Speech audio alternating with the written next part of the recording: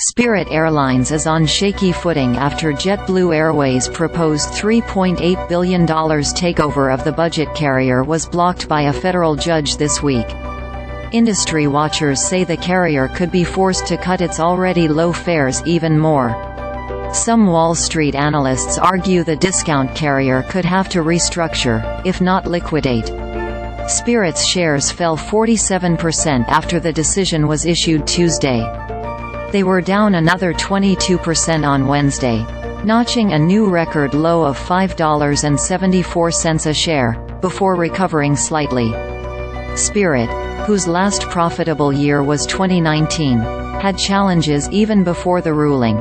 It's navigating groundings of some Airbus narrow-body jets for Pratt & Whitney engine issues, and it's facing softer-than-expected demand in the wake of the pandemic, along with higher costs. The carrier could look for another buyer, but a more likely scenario is a Chapter 11 filing, followed by a liquidation, said Helene Becker, an airline analyst at TD Cowen, in a note. "We recognize this sounds alarmist and harsh, but the reality is we believe there are limited scenarios that enable Spirit to restructure.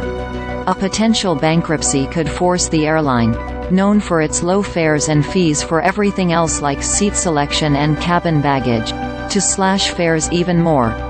We may see some shocking prices on major Spirit routes as the carrier tries to bring as much cash in the door as possible," Becker wrote. Spirit and other carriers have been grappling with higher employee salaries and other costs, while a surge in domestic flight capacity has forced them to cut fares, particularly in the off-peak periods.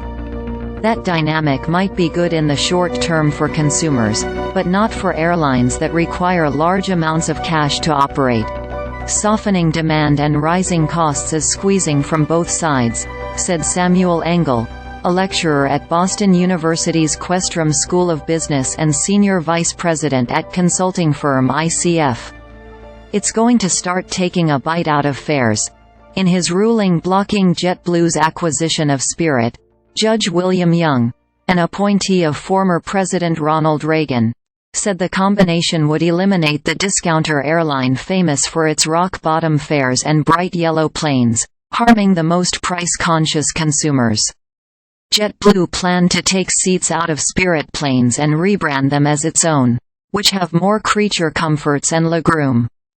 JetBlue, facing a quarter-life crisis as it approaches its 25th year of flying, argued it needed Spirit's fleet, pilots and routes to grow and better compete with larger rivals American, Delta, United and Southwest. Those four airlines combine control about 80% of the U.S. domestic market and are themselves the result of years of mega mergers that former regulators approved.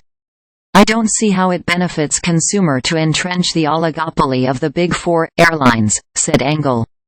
"Organic airline growth in this country is painstaking and slow.